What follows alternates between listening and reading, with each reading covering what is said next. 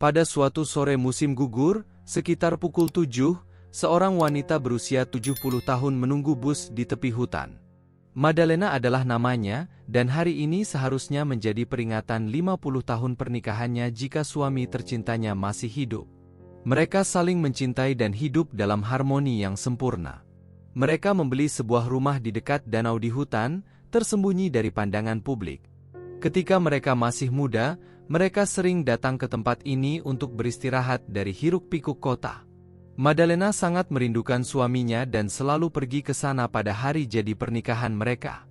Dia biasa berjalan-jalan di sekitar tempat itu setiap hari, mengenang kenangan selama 2 hari yang dihabiskan bersama suaminya. Setiap benda kecil di kabin itu mengingatkannya padanya dan hari-hari yang mereka lalui bersama di sana. Dia juga meluangkan waktu untuk menjaga rumah dan halaman tetap rapi. Meskipun beberapa orang menganggapnya tidak berguna, wanita itu percaya bahwa rumah itu adalah ikatannya dengan suaminya dan harus dirawat, sama seperti kenangan tentangnya. Pada kesempatan ini, dia menyelesaikan tugas-tugasnya lebih lambat dari biasanya. Dia biasanya menumpang dengan tetangganya untuk pergi ke kota atau ke terminal bus, tetapi kali ini mereka tidak ada. Tanpa menggunakan ponselnya dan tidak dapat memanggil taksi, Madalena tidak takut. Dia pernah berjalan kaki ke halte bus sebelumnya, yang berjarak 5 mil.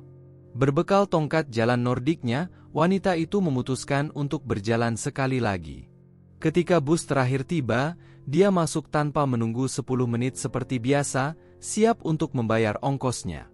Tetapi dia segera menyadari bahwa dia telah melupakan dompetnya. Meskipun bingung, Madalena tetap melanjutkan perjalanan. Wanita tua itu maju ke arah sopir dan menceritakan keadaannya.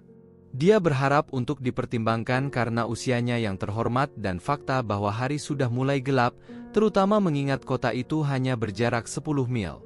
Namun, sopir yang bernama Manuel sedang mengalami hari yang sangat buruk. Beberapa penumpang bersikap kasar dan hampir terjadi perkelahian antara sekelompok pemuda di dalam bus. Manuel berada dalam situasi yang sulit, dengan perusahaan yang akan melakukan PHK dan dia takut menjadi salah satu yang di-PHK, dengan keluarga yang harus dihidupi, kekhawatirannya sangat besar. Jadi, ketika seorang wanita tua melupakan tasnya di bus dan meminta bantuan, dia menjadi tidak seimbang.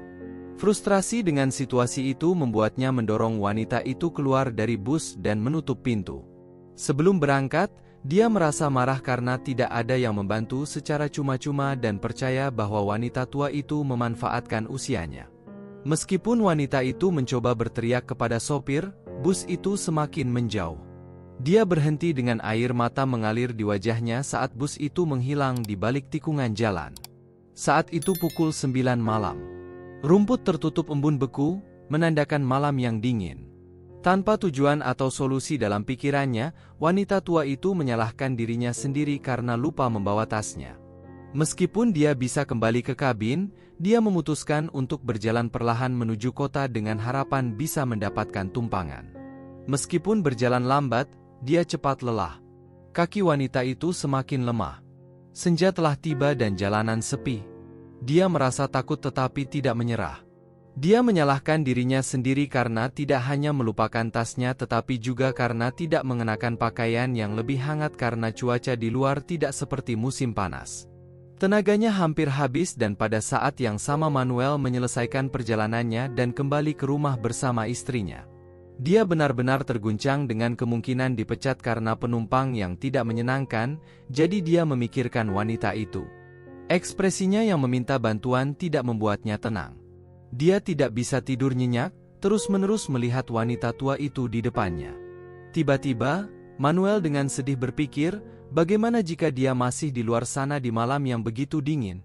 Saat itu tengah malam, tetapi dia segera bangkit, berpakaian, dan menyetir mobil tuanya. Manuel menyetir ke halte bus tempat dia meninggalkan wanita tua itu pada malam itu, tetapi dia tidak ada di sana. Salju pertama turun dan dia mencarinya di halte dan di jalan, tetapi tidak berhasil. Dia merasa lega membayangkan bahwa seseorang telah memberinya tumpangan, tetapi keraguan masih menghantuinya. Dia tidak bisa melupakan sikapnya yang salah. Manuel memahami dengan jelas bahwa ketidakpuasannya dengan hidupnya yang tidak bahagia membuatnya melampiaskan amarahnya pada seorang wanita tua yang tidak bersalah. Namun, dia tidak akan pernah melupakan matanya pada hari itu terjadi, 15 Oktober. Beberapa hari kemudian, dia meninggalkan pekerjaannya yang tidak memberinya kepuasan atau penghasilan. Dia menjadi tidak tertahankan dan tidak bisa lagi melakukan tugas itu. Hidup terus berjalan. Manuel berhasil menemukan pekerjaan dengan gaji yang lebih baik. Bersama istrinya tercinta, dia bekerja keras untuk membeli rumah sendiri. Keinginan pasangan itu adalah pindah ke tempat sendiri karena mereka lelah tinggal di rumah sewa. Selain itu, dengan anak mereka yang akan mulai sekolah, mereka perlu memilih lembaga untuknya. Saat itulah mereka menemukan peluang yang sangat bagus. Agen penjual menjelaskan bahwa apartemen itu telah diwariskan kepada pemiliknya oleh kakeknya yang telah meninggal yang tinggal di daerah lain dan karena alasan itu harganya sedikit di bawah standar pasar. Meskipun perlu sedikit perbaikan, Manuel senang dengan kemungkinan untuk merenovasinya. Keluarga itu pindah ke apartemen baru dan memilih untuk membuang yang lama. Manuel memperoleh perabotan baru yang terletak di belakang lemari pakaian dan ketika mencarinya, dia menemukan barang-barang antik seperti beberapa syal wanita dan album foto lama. Ketika dia mengambil album itu, dia berharap tidak melakukannya. Saat membolak-balik halaman, dia kehilangan jejak waktu dan terkejut melihat wanita tua yang sama yang dia tinggalkan di jalan yang membeku 2 tahun lalu menatapnya. Pemandangan itu membuat Manuel terengah-engah. Ketika dia akhirnya sadar kembali, Manuel merasa perlu menemukan keberadaan wanita itu untuk menemukan kedamaian batin.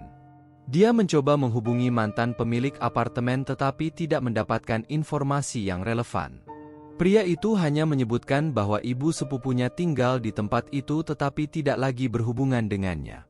Notaris memberitahu Manuel tentang warisan wanita itu termasuk tanggal kematiannya, tempat pemakamannya, dan rincian relevan lainnya. Meskipun Manuel tidak mengerti semua yang dia dengar, dia sudah lelah mendengarnya. Manuel merasa tertekan oleh apartemen yang dimilikinya. Dia mencoba meyakinkan dirinya sendiri bahwa dia tidak bertanggung jawab atas akhir yang menyedihkan dari pemilik sebelumnya, tetapi dia tidak bisa memaafkan dirinya sendiri atas kurangnya belas kasihnya. Seiring berjalannya waktu, cerita itu terlupakan. Suatu hari, Manuel terjebak di mobilnya dalam badai salju yang jauh dari kota. Tidak ada sinyal ponsel dan jarak pandang terbatas. Dia tahu bahwa ada desa kecil di dekatnya di mana dia bisa meminta bantuan, tetapi dia ingin memeriksa apakah ada jalan pintas melalui hutan. Menurut perangkat navigasi dengan senter yang diambil dari mobil, dia berangkat mencari bantuan. Berjalan melalui hutan, dia sampai di ujung jalan yang mengarah ke kuburan. Memeriksa navigator, dia menyadari bahwa jalan itu melewati kuburan dan mengarah ke desa. Meskipun tidak ingin melewati kuburan di malam hari, dia tidak punya tenaga untuk kembali dan berputar, terutama dengan badai salju yang semakin intensif. Tetapi Manuel terus maju selangkah demi selangkah. Manuel dikelilingi oleh bibir dan monumen.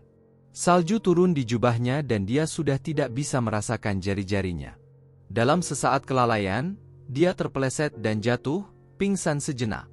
Ketika dia bangun dan mengangkat kepalanya, dia terkejut melihat batu nisan Madalena di depannya dengan tanggal 15 Oktober tertulis dengan tinta hitam. Sayangnya, dia terluka saat terpeleset dan tidak bisa berjalan. Dia mencoba bergerak tetapi anggota tubuhnya yang membeku tidak bekerja sama dan tidak ada yang berhasil. Keputusan menguasai pikirannya. Dia melihat foto Madalena dan menangis, meminta maaf dan menyesali telah melakukan sesuatu yang begitu buruk terhadapnya. Manuel mencoba mengatakan sesuatu lagi tetapi energinya semakin berkurang. Dia mencoba sekali lagi untuk keluar tetapi gagal, lalu berbaring di tanah kuburan yang dingin.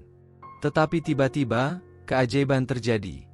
Penjaga kuburan melihat cahaya redup di dekat salah satu makam. Tidak peduli dengan kondisi cuaca, dia berkewajiban menjaga makam. Dia menghangatkan diri dan pergi menyelidiki asal cahaya. Ketika sampai di sana, dia menemukan senter. Dia menyalakannya dan menemukan Manuel yang tertutup salju. Orang itu berlari untuk memberikan bantuan dan menarik Manuel ke kediaman penjaga. Segera setelah itu, dia menelepon tim darurat. Meskipun telah diselamatkan, dia harus menjalani rehabilitasi selama beberapa bulan karena cedera pada kaki dan hipotermia. Setelah merenungkan semua yang terjadi dan merenungkan nilai-nilai yang mengatur hidupnya, Manuel memutuskan untuk menjadi sukarelawan dan kemudian setelah pulih, mendedikasikan dirinya untuk membantu para lansia yang hidup sendiri. Meskipun tidak memberinya keuntungan finansial, kegiatan ini membawa kedamaian batin bagi pria itu dan dia merasa senang membantu orang lain. Manuel mengalami hari yang padat di tempat kerja dengan berbagai tugas yang tertunda. Setelah bekerja, dia memutuskan untuk mengunjungi beberapa orang yang menjadi tanggung jawabnya. Dia membawa serta beberapa makanan penutup favoritnya dan mengobrol dengan orang-orang itu. Ketika dia tidur, dia bermimpi di mana Madalena muncul di jalan yang gelap dan sepi. Dia mendekat dan melihat, lalu tersenyum dan berkata bahwa dia memaafkannya. Manuel terbangun dengan senyum di wajahnya. Pelajaran yang dapat dipetik dari cerita ini adalah bahwa kasih sayang dan empati sangat penting dalam hubungan kita sebagai manusia. Pengemudi Manuel di tengah kekhawatiran dan stresnya lupa bahwa wanita tua Madalena membutuhkan bantuannya dan kehilangan kesempatan untuk menjadi orang yang baik dan penyayang. Oleh karena itu, penting untuk memperlakukan orang dengan kebaikan dan hormat karena hal itu dapat berdampak positif pada kehidupan kita di masa depan. Jika Anda menyukai cerita ini, tinggalkan pendapat Anda di komentar dan tentu saja, beri like dan berlangganan. Aktifkan lonceng notifikasi agar tidak ketinggalan video. Pelukan hangat dan sampai jumpa.